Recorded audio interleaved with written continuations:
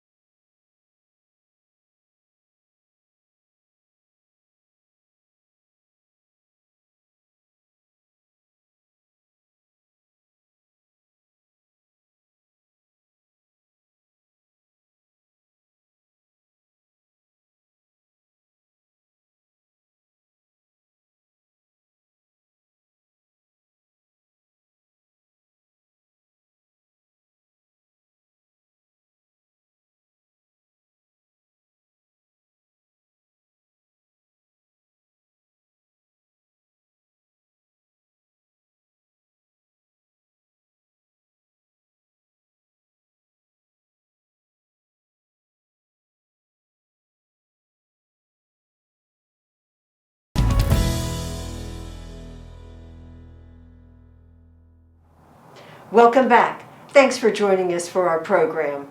I'm so very pleased to introduce my guest, John Farley, Regional Director, Catholic Charities.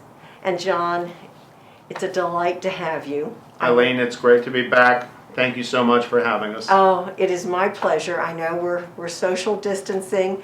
We're still being very precautionary. Got our Wearing masks. Our face masks, yes.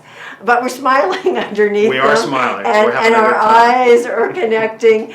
And it's what we have to do now because we're in the middle of the COVID-19 pandemic, and we're just, like everyone else, doing all we can to make things move along. These are different times and we're adjusting. We are. On TV and in everywhere, regular life. and in our life, in our community. I think back to the show that we did together about Catholic Charities maybe 3 years back, and it was just a whole wonderful overview of all your programs, and I'm always impressed. I was then and before and now with Catholic Charities and what you achieve for this community. Well, thank you, Ilene. We do our best, and we're in the middle of adapting to so many things. And you were talking about all of the programs, and they're still there. They're just adapting in different ways to meet the times and to meet Right. the pandemic.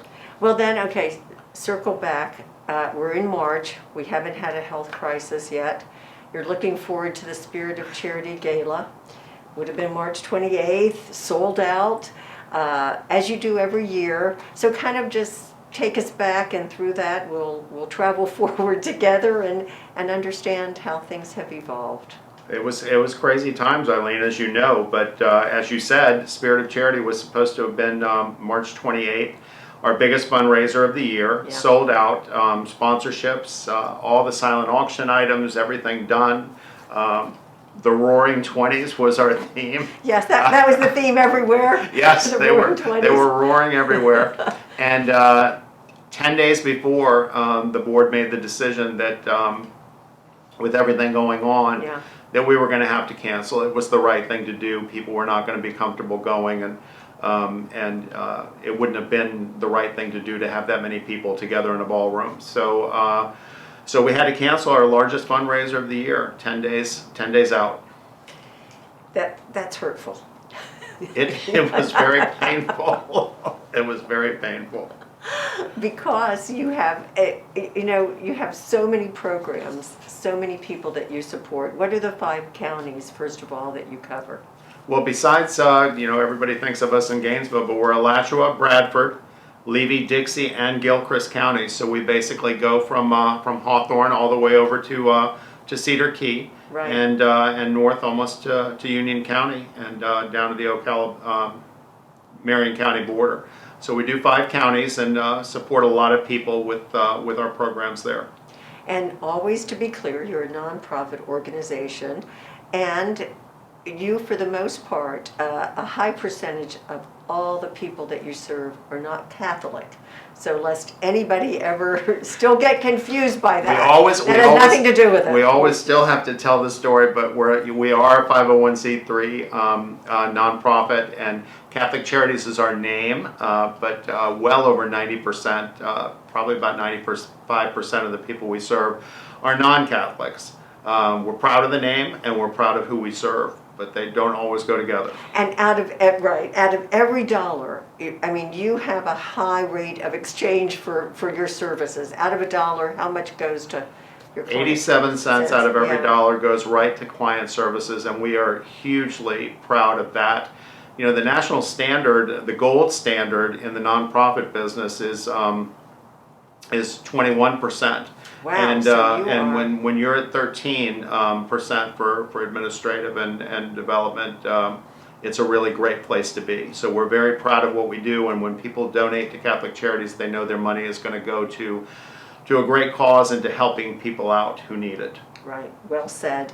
And now we're about to take a quick break, because when we come back, we're going to talk about moving forward in COVID-19 pandemic world and how Catholic Charities is still making a difference for this community, because you are. Looking forward to it. Yes, me too. Many people are depending on you. Stay with us. We'll be right back.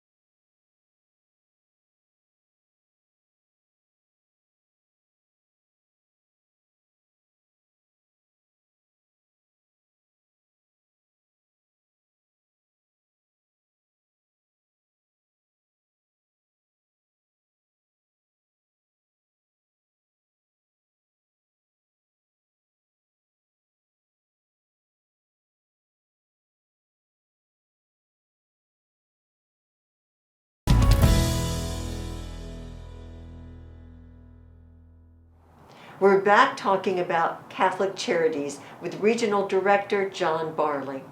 So John, you're saying back to March, the moment the pandemic, we kind of woke up and said, COVID-19, coronavirus, this is very serious.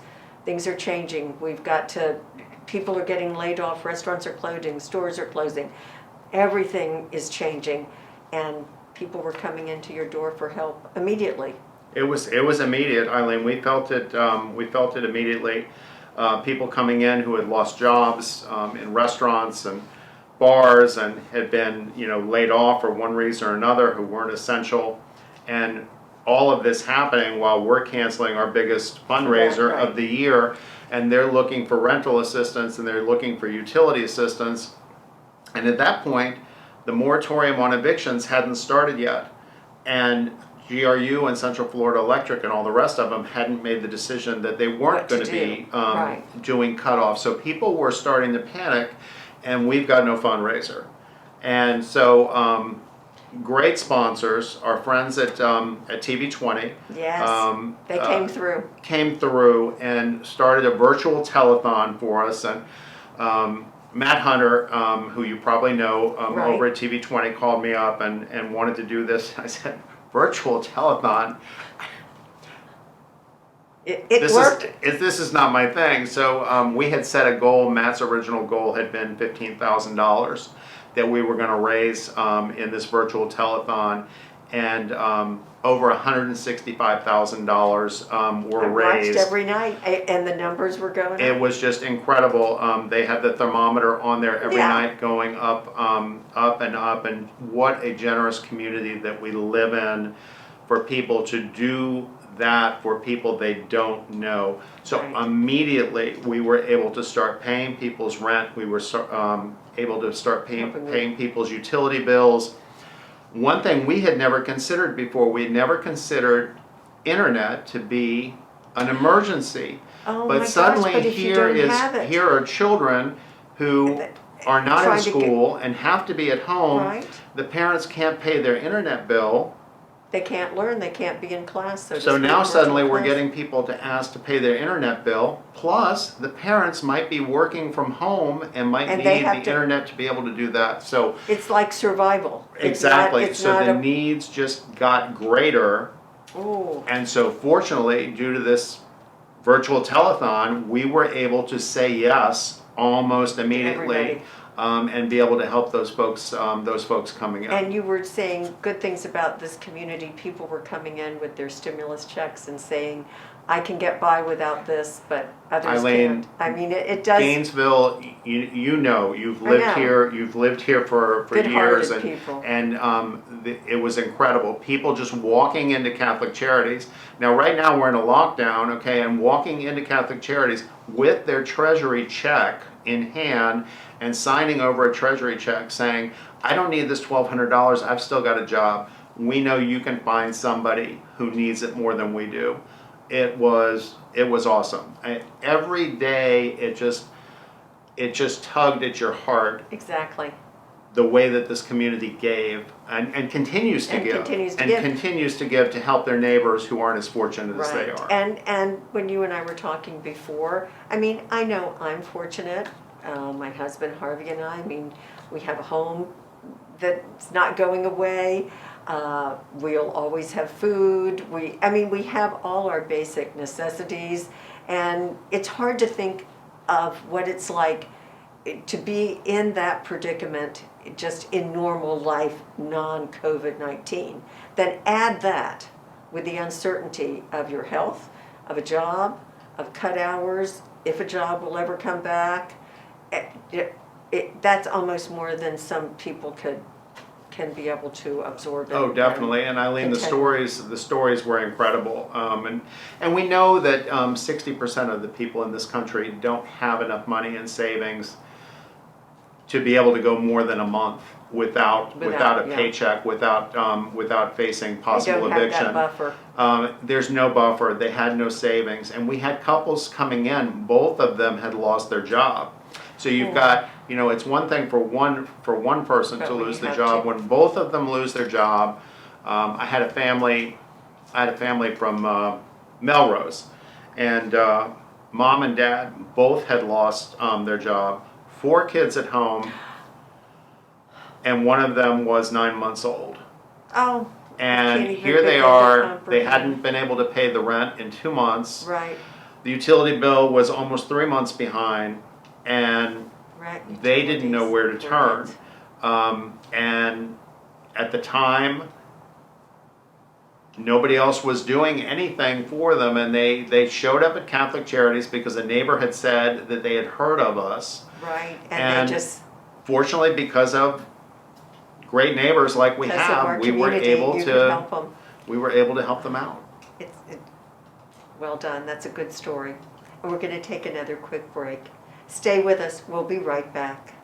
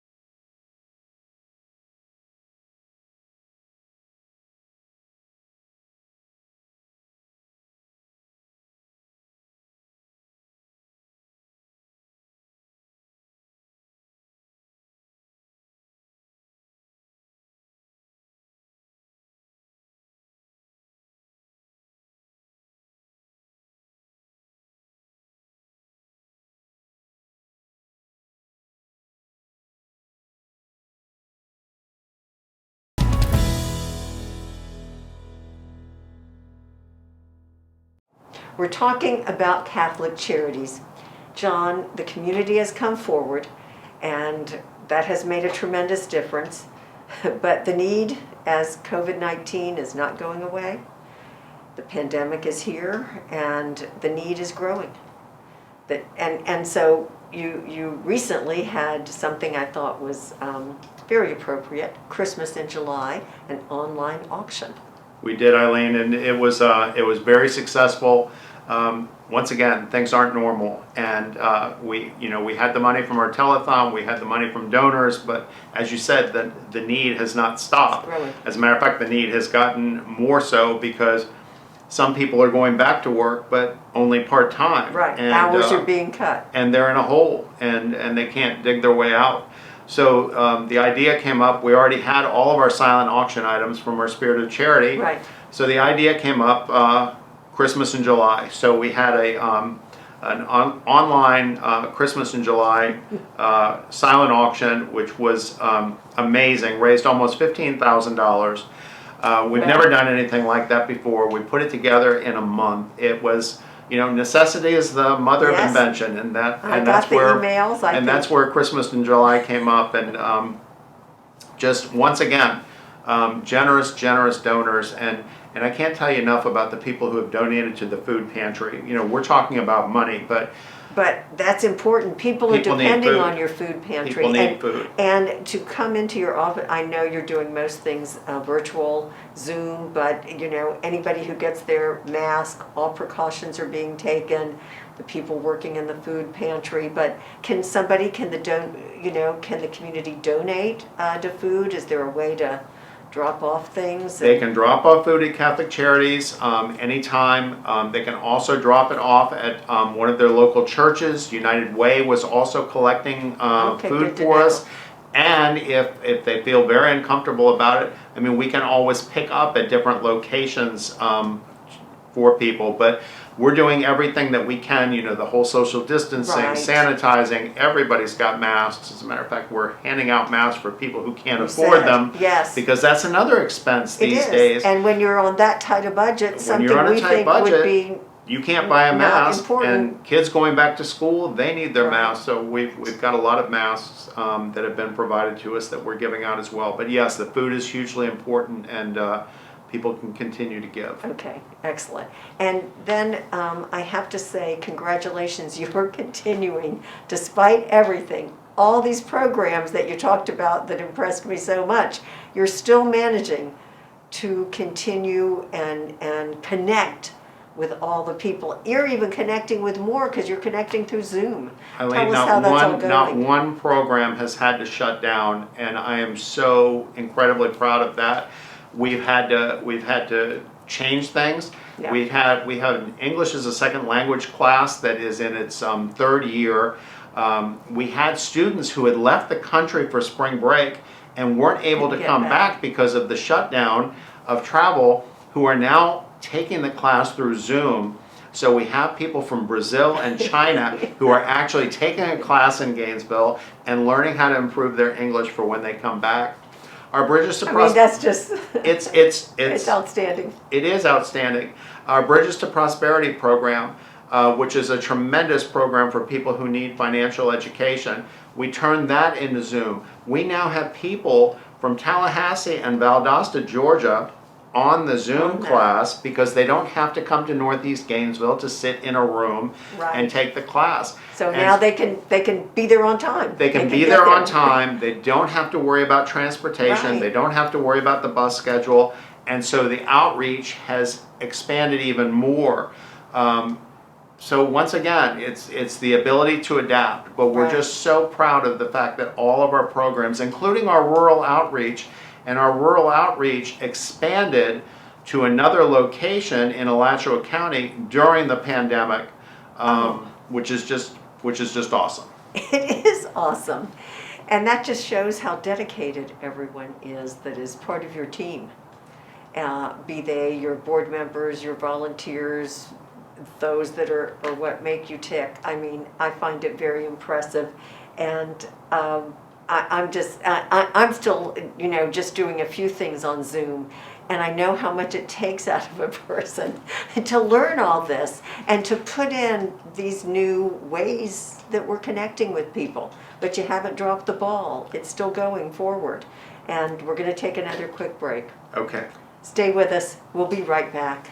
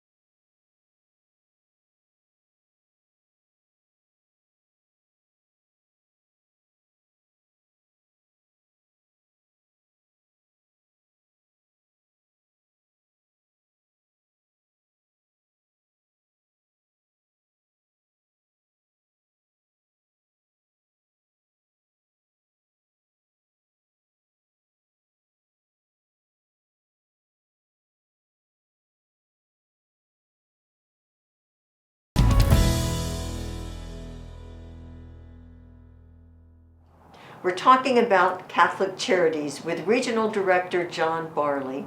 And John, Catholic Charities has adapted so much to meet the COVID-19 needs. What about the weekend backpack program? Ilene, that's a story in itself. When the schools got shut down in March, the kids were home with the backpacks and they never came back to school. And all of a sudden it's like, well, there's no children at school. How are we gonna do this? And they still need that food. They still need the food. They need the food more than they needed the food before. Right. And so we had some outstanding volunteers with the school board who helped us out. And instead of packing backpacks, because we didn't have them anymore, we were packing bags of food and then delivering them to the schools. We ended up the last school year with 21 schools and 845 kids that we were taking food home to every weekend. And obviously we couldn't stop that just because school was out. So we continued to do it. And now we're preparing for school to be back. Right. We don't know how many kids are actually coming back in person or virtually. But we're going to have to take care of them one way or the other. That same number is even there or growing. And I would always see throughout the summer the different locations or times you could come for the food. And again, trying to put myself in the place of someone who would be looking at that and thinking, if I don't have that food, I can't feed my child, or can't feed my child in a nutritious way. Exactly. And that's just another spiral. And it's, food is a huge part of what Catholic Charities does. The food pantry is not only with the Weekend Hunger Backpack program, but with the food pantry. Yes, and last month was over 20,000 pounds of food that we gave away to clients. 20,000 pounds of food, you just think it's a lot. And you must fill it and it just goes. Fill it and it goes. We fill it and it goes, and we have generous donors who donate to us, but as quickly as it comes, it's gone.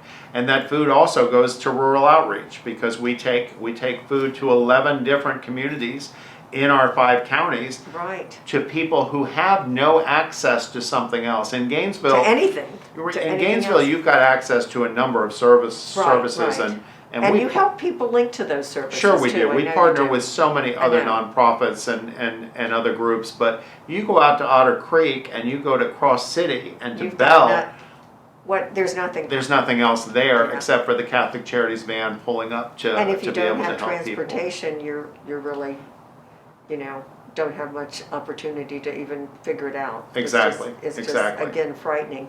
And your board, I want to say, they're hardworking, they're dedicated. They're incredible. Our They're board is You're meeting via Zoom, but they're hands-on people. They are care. hands-on people. Our board is responsible for our Spirit of Charity Gala. They're the ones who solicit the sponsorships, who got those silent auction baskets that we were able to do the Christmas in July auction with. They're meeting on Zoom now. They haven't stopped.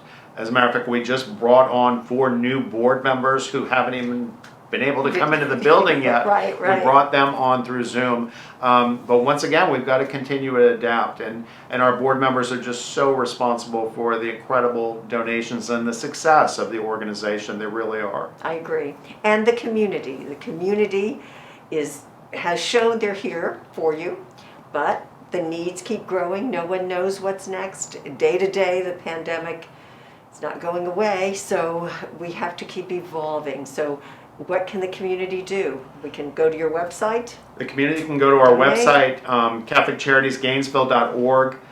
They can donate there.